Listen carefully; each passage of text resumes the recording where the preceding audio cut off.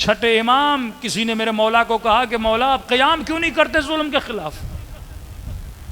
امام نے فرمایا ساتھی نہیں ہے میرے پاس۔ صحابی کہنے لگا مولا آپ کیسی باتیں کر رہے ہیں، اگر آپ آج آواز اٹھائیں میرا پورا گاؤں آپ کے پیچھے ہے۔ امام نے کہا پورا گاؤں؟ کہا پورے گاؤں کی بات کر رہے ہیں مولا، گرد و نواح میں اور بھی 4-5 گاؤں ہیں وہ بھی آپ کے پیچھے ہیں۔ امام نے کہا 4-5 گاؤں؟ بولا آپ 4-5 گاؤں کی باتیں کر رہے ہیں، اس نے 8-10 شہروں کے اور نام لے لیے۔ امام نے کہا اتنے میرے پیچھے کا؟ مولا آپ ایسی عجیب باتیں کر رہے ہیں، اگر آج آپ آواز بلند کریں کہ پوری دنیا میں جتنے مسلمان ہیں آدھے سے زیادہ آپ کے پیچھے ہوں گے۔ کہتے چھٹے امام کے چہرے پہ ہلکی سی مسکان آئی۔ وہاں پہ ایک چرواہا بکریوں کو چروا رہا تھا۔ امام نے کہا اس بکریوں کے ریوڑ میں کتنی بکریاں ہوں گی؟ اس نے کہا مولا ہوں گی کوئی 100-200۔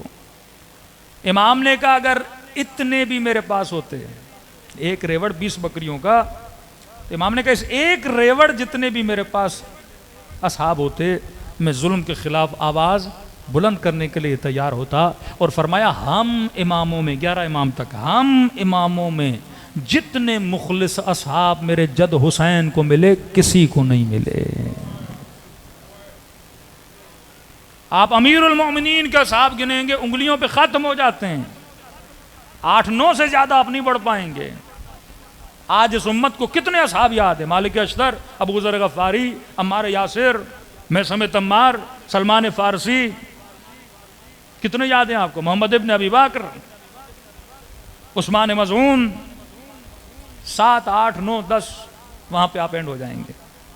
امام حسن کو کتنے ملے؟ عبید اللہ ابن عباس کا بھائی، اتنی بڑے مقام والا بندہ، وہ بھی درہموں کی خاطر امام حسن کا کوئی 8-10 ہزار فوج لے کے امیر شام کی طرف چلا گیا۔ فرمایا سب سے زیادہ جنہیں اصحاب ملے 7ویں امام 14 سال زندان میں رہے۔ 400 شیعہ بھی نہیں تھے کیا؟ آپ کو پتا ہو کہ میرا مولا زندان میں ہے، تھے لیکن ڈھیڑ لوگ تھے۔ یہ جذبہ نہیں تھا کہ ظلم کے خلاف آواز کو بلند کریں۔ پھر ان قوموں میں ریولیشنز نہیں آتی، پھر ان قوموں میں انقلابات نہیں آتے۔ انقلاب کی ابتدا انسان کے وجود سے ہوتی ہے کہ جب میں حق کے لیے نعرہ بلند کروں اور باطل کو باطل بولنے کی اپنے وجود کے اندر جرأت پیدا کروں، تبھی امام زمانہ کا ظہور نہیں ہوتا۔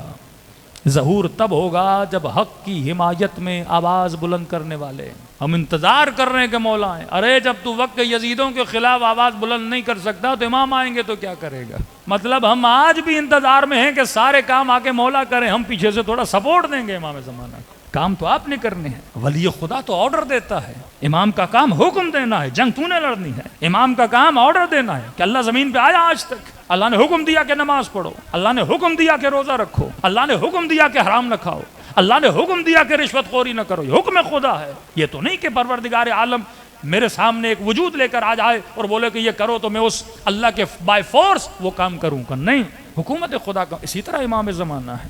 امام کا ظہور تب ہوگا جب انسان کے وجود میں یہ جرت پیدا ہو، اور آج یہ جرت پیدا ہو۔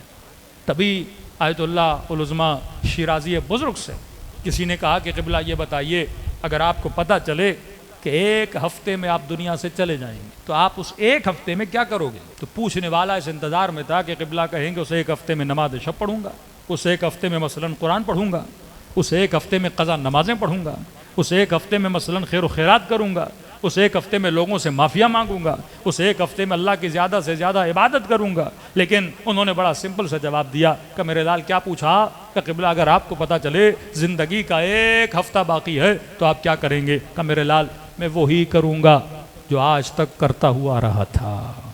مطلب ہم موت کا انتظار نہیں کرتے کہ پتہ چلے کب آئے گی پھر ہم اللہ کی عبادت کریں۔ کہا میں اپنی زندگی کا ہر دن ایسے گزار رہا ہوں جیسے میں نے کل دنیا سے چلے جانا ہے، کیونکہ موت فجأتاً آتی ہے، بتا کے نہیں آتی۔